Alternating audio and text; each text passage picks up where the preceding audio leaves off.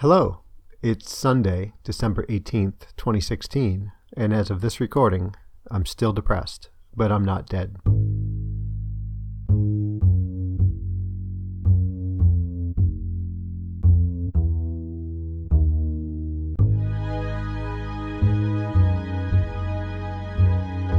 Hey, welcome back. Thanks for listening. I do appreciate the feedback I've gotten, the downloads I see happening.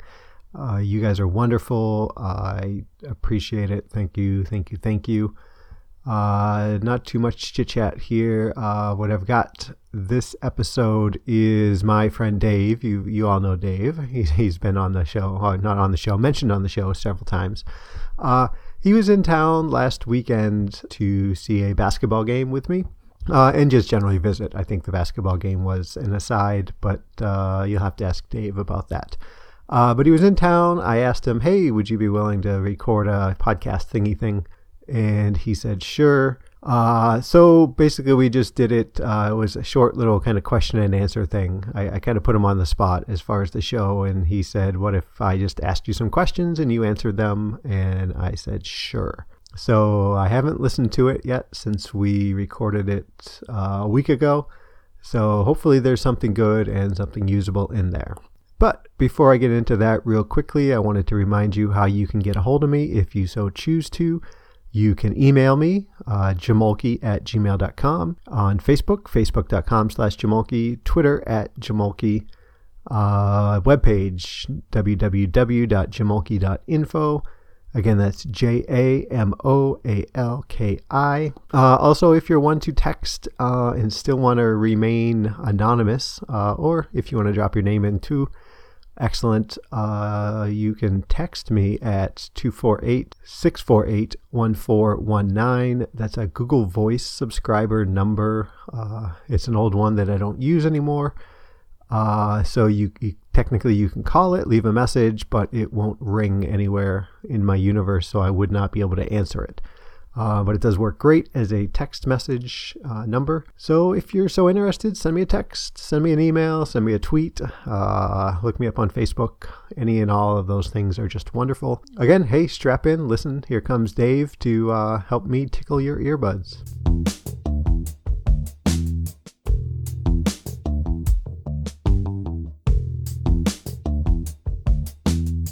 Oh, hey, hang on, wait right there. So I started editing the show and realized that it was kind of genuine, kind of, I don't know, it just felt more real if I didn't do any editing. So I really haven't done any editing with the kind of question and answer thing with Dave. So buckle in, keep buckled in, whatever it is, and enjoy. Thanks.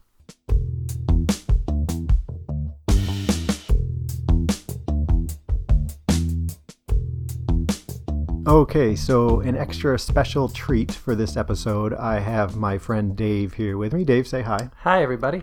Dave is just about my longest friend. I won't say old, even though he is older. Mm-hmm. We've known each other for, what, was it freshman year in college? Yes, so over half my life. Yeah, 1990. Yes. Yeah. So he's in town. He's from Michigan, obviously. Flew in just this morning. We're going to hang out for the weekend, go see a Pistons game. Mm-hmm. Dave is a superhuman Pistons fan. Yep. I am still not a Timberwolves fan, but I like basketball. So I thought I've got Dave in town. Dave and I have done podcasts together in the past. Nothing really of the kind of scope of this show, more kind of goofy, playing around stuff.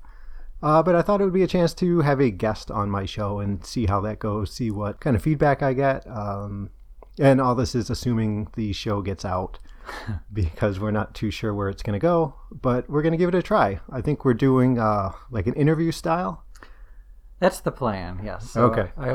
So as me being the person who is trying to understand more about depression and I'll look at this through you being my lens into how this world is and works and the things about it that I probably don't know about. So I'll ask you questions and you answer. Great. So essentially, my oldest friend in my life is going to be grilling me about depression, and I'm going to give him answers. So not awkward at all No. for either one of us. No, this is fine. Okay. So do you have questions in mind? Do you want to kind of ease in? Do you want to give a little bit of about yourself? I don't have to go too far into that. I think the plan for this is that this is going to be very informal. I don't have a list of questions prepared, but the idea was we could just wing this, and maybe there will be a little bit of it'll be a little telling in the questions I ask that you'll be surprised at the questions that I might have. Okay. So maybe there's something there as All well. Right. So let's start with. So okay. The only thing I'll say about me is that I am not diagnosed with any kind of mental depression or any. I have no diagnosis of any A mental illness. mental illness whatsoever. And forgive me, I don't have all the terminology. Nope. So which is again, part of what's kind of enlightening perhaps about this. So I'll ask you questions. For example, as someone on the outside, what do you, outside looking in here, what would you say is the most common misconception that someone who is not diagnosed with a mental illness would have of someone who is clinically depressed? Okay. So I think I can speak just on the depression end. Okay. I go to that kind of support group, which is folks who have depression as well as bipolar. Mm-hmm. And so I have a little bit of insight there, but I don't feel comfortable really Speaking talking about right. Okay. And really, I've kind of hinted at this before on the show, but in my experience with this, I haven't really experienced any real misconceptions from anybody. Everybody who originally, when this information got out, everybody was really supportive, if not actively supportive, but passively supportive, and really didn't expect me to act one way when in fact I was acting another way. The biggest thing I remember from my folks was they're all about the medication, and to the point where I think they believe that medication is all that I would need. Right. Interesting. Okay. Yeah. I mean, clearly they put a lot of importance into it, which they should. Yeah. But without really knowing why. And statistically, and I think if you look it up, that medication paired with talk therapy is the most effective method for dealing with any mental illness. But just when I talk to them every now and then, because we don't talk a lot about this. Right. It's always, just make sure you're taking your medication, or are you taking your medication? Which is supportive. But in the whole scheme of things, I don't think that's awful, right? Right. But so personally, I don't know that I've encountered a lot. Things that I've read into other people I've spoken with. One of the biggest things they really deal with is, and it's kind of cliche, is that you don't see it. You don't see someone as depressed, right? Like, he's the funniest guy I know, or right. Hey, remember we were out and we were just laughing like crazy. And I think that's just a difficult thing, and a little bit kind of led by society, because the saying is, if I have a broken leg, you can see it. I have a broken leg, I won't be able to go running tomorrow. If I have depression and it really is just kicking my butt one day, I can't go running that day either, but no one sees it. Right? It's more, it comes off more as a, maybe not necessarily lazy in that case, but obviously in other cases it could be. But more just a lack of motivation only, whereas as opposed to lack of motivation being a significant symptom of what's going on. Right. So no smoking gun, no hot take there. Okay. But yeah. Well, the thing I was expecting you to say is maybe this is a generational thing. Like maybe now, like public consciousness has learned a lot about depression, more so than before. But my parents' generation, I feel like they would have said, just try harder. Yeah. Yeah. I know people who have gone through that, and with the online community, a lot more kind of firsthand experience, people speaking for themselves, but I have not really encountered that.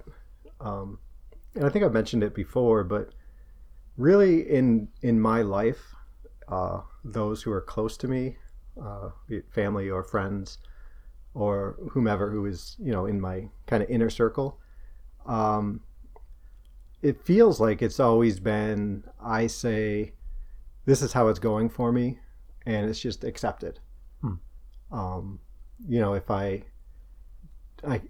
imagine in other circles, if someone changes their job without any notice, like, you go home and tell your wife, hey, I've got a new job today.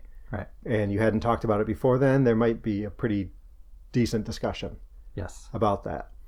But I feel like in my life, if I, 10 years ago, if I had come home to now my ex-wife and said, hey, I quit my job at Home Depot and I'm going to work here, it would just be kind of shrugged off, like, okay, that's what you're doing. That's what you're doing.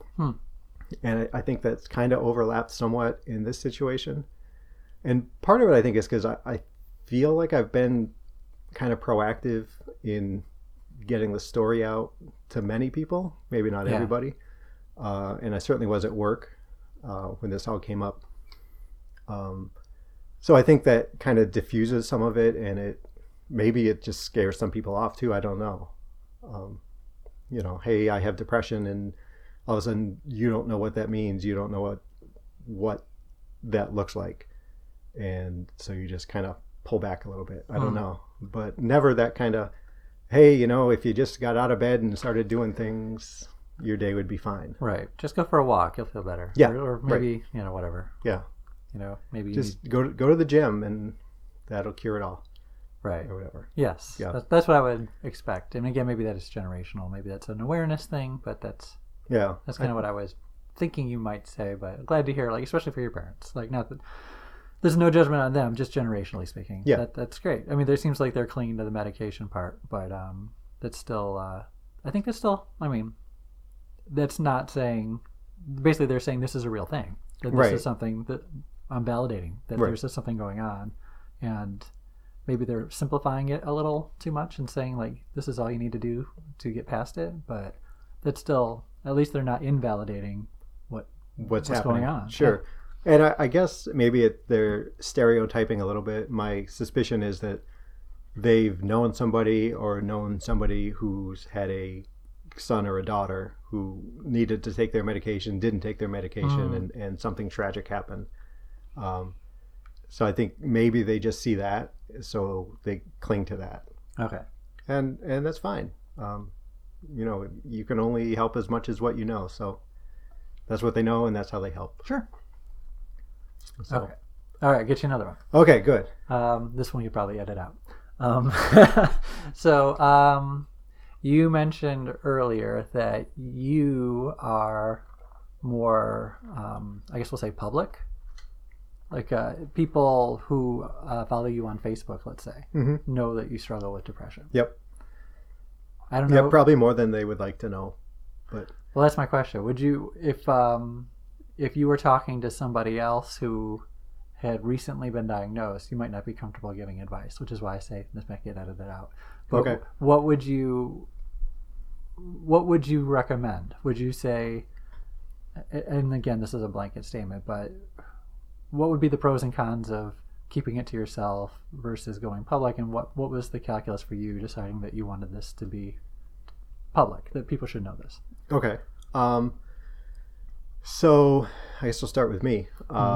So my reasoning for why I've kind of made this so public, at first when I was at work, I did that for just kind of an educational purpose. At one point I was, not the leader, but a leader in the store that I worked at.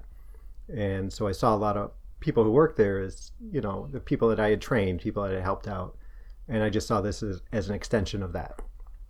And I think I mentioned that a little bit on one show with the money donation thing. Yeah.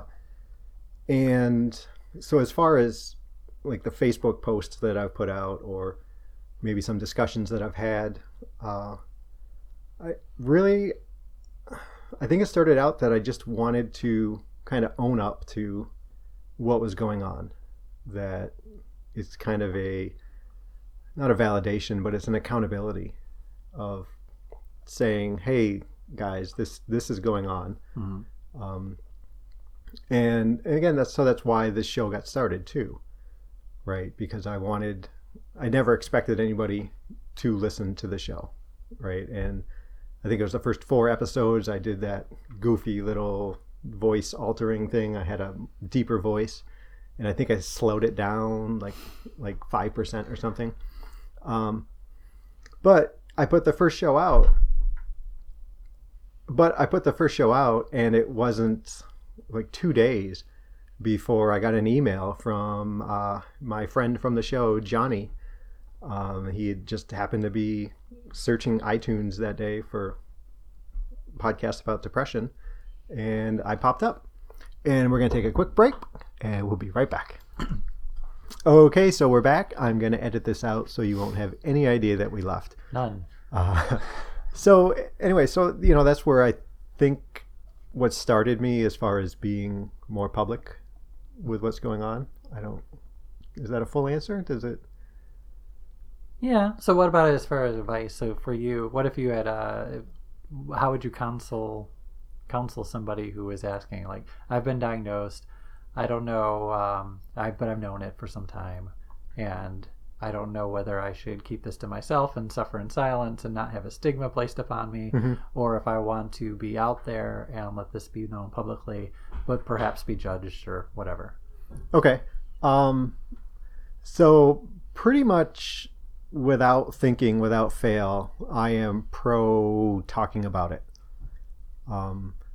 Everybody who I encounter in the DBSA group, they are all, most of them talk about how anxious they are about going back to work because no one there knows what's going on, and they don't know what they're going to tell them for why they were gone. Some folks go back to work and they go on FMLA, which is here in the United States is the Family Medical Leave Act, which just does that. For medical reasons, you can have time off of work, and they'll have that. You can have it part-time or can't think of the phrase now, but sporadic is intermittent. Intermittent. That's the one. Yeah. And they're anxious about what they're going to tell people, why they're not going to work on some random Tuesday, or if in cases of folks who have episodes, which, talking about old-timey phrases and thoughts, that is certainly one that I think of, like 1960s, like, oh, he's having an episode. So I don't really like that word, but that's what it is. So they need to take off 3 days, 4 days. And to someone at work who doesn't know that you're sick, that would be difficult for them to understand, probably, that, oh, Bobby is always taking 4-day weekends. And in my mind, getting out there and talking about it,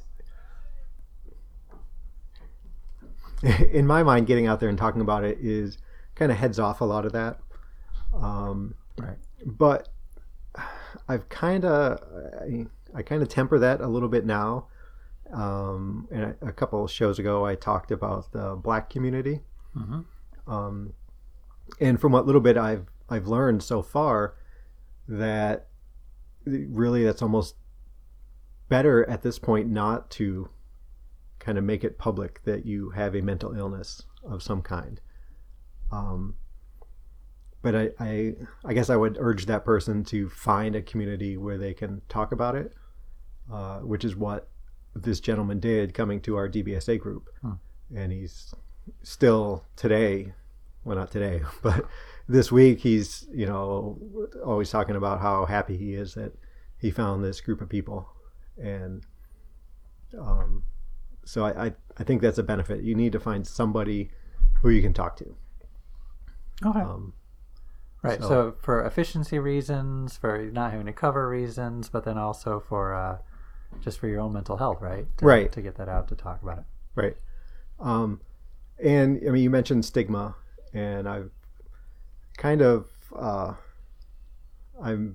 want to say I'm passionate about that, but to be honest, I haven't taken a lot of steps outside of my own story as far as getting conversations started. But that's another big reason why I think more people need to tell their story, to kind of make it part of the social conversation that these things exist and people are struggling with these things.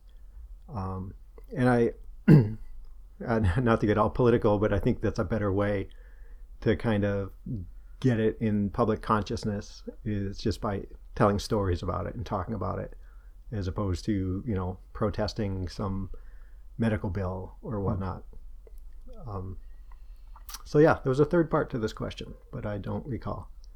I think you got it. Okay. I think that was it. All right. All right. That was probably a good one to end on too, but I'll keep going. Okay. Yeah. Okay, so this one's probably a hard question or unfair question, but so I only know what's in my head, and which for what it is, and you only know what's in your head. But so we can never understand what the other is thinking, or you can only go to a point, right? Right. To a certain extent, you can understand, but you don't know everything. Right. So, as someone who is not clinically depressed, I don't know if you can answer this, but how often does this affect you? Is this minute by minute, hour by hour? Like, you may not even know a way to answer that because it's like gravity to you, probably. Like, you don't.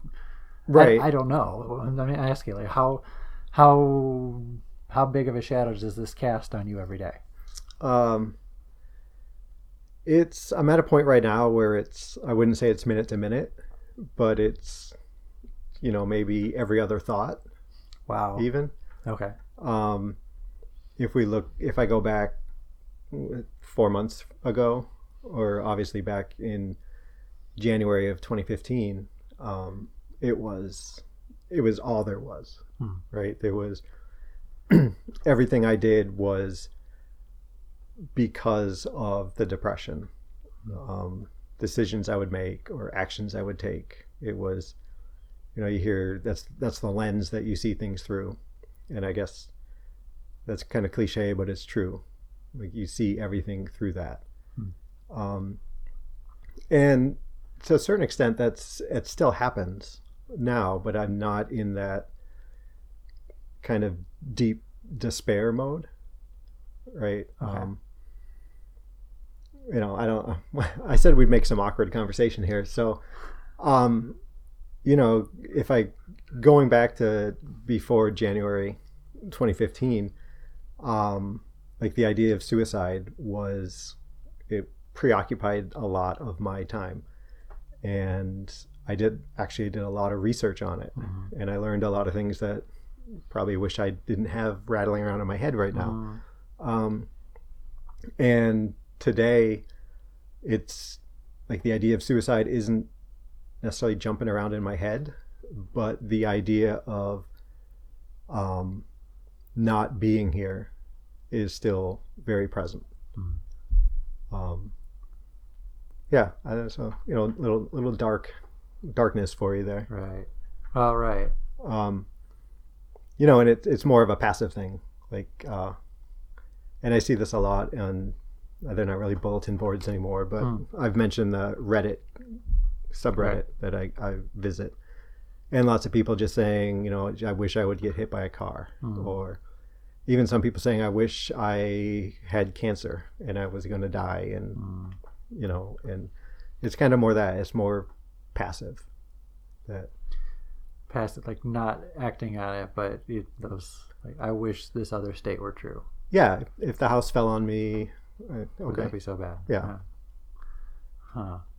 Yes, that's down. And you recognize that saying that, right? You know that that's... Okay, so intellectually, I know that that's wrong. I don't think wrong is the right word because we're not supposed to say those kind of things because it's thoughts that I have. But Sure. Emotionally, it doesn't feel wrong, and just as much as good things don't feel right. It just is. Yeah. Right. And it's not to say I go walking across the street without looking both ways or anything like that. But just that idea is, it's I don't know. Sometimes it's a comforting thought, because then, while I'm not in constant debilitating pain right now, there's still something there. That, yeah. I don't know. There's an answer for you. Yeah, that's right. Yeah. Give me one more question. All right. And I'll let you off the hook. Okay, who's going to win the basketball game tonight? The sports team. Okay. I guarantee it. Okay. Yeah. So, you guys let me know what you think about this. Again, it was really unscripted, unprepared. Sure. I think yesterday I sent Dave a text message saying, "Hey, I'm thinking about this." And he said, "Sure." And then we were just out and I said, "Hey, what if we get back to the house and we fire up the microphone?"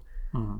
So you're unprepared and, I wasn't prepared either, which I guess is better if the... Probably. So we'll listen back on this later. Maybe we'll say there was a little bit of a little, I don't know, wisdom in there somewhere. Yeah. Hopefully a little bit, just a bit. Yeah. And actually, I do want to say before we go is that one thing I noticed for myself while talking is I feel like I censor myself more talking with someone as opposed to just being in front of the microphone. Sure. Like I feel like I need to protect you right from, the darkness. Oh, right. So I'll be interested to see how my answers go. When you listen back. Yeah. Yeah. And I will have the option to change all of my answers once you've gone back to Michigan. Well, that'll be good too, because then I can listen back and I can hear you say, I thought of that, and actually, you know what? Here's how I might say that differently. I guess I could add something in. I don't think I'd change whole cloth. Sure. But yeah, okay. So, hey, folks, thanks for listening, and big thanks to Dave for helping out here, lending your voice and name to the Depressed Not Dead podcast. I am going to put up on the website, I made a kind of a pull tab flyer for the webpage and the show that I've kind of put up in a couple different places, one at the local library and whatnot.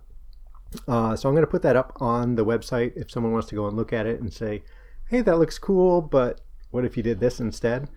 I'd appreciate it if, all you graphic artists out there. So yeah, if you have a minute, jump on over to the website and take a peek. Let me know what you think. I think that's it. Any last words, Dave? Go Pistons. Go Pistons. All right. Well, thanks for listening. Everybody be safe and be well.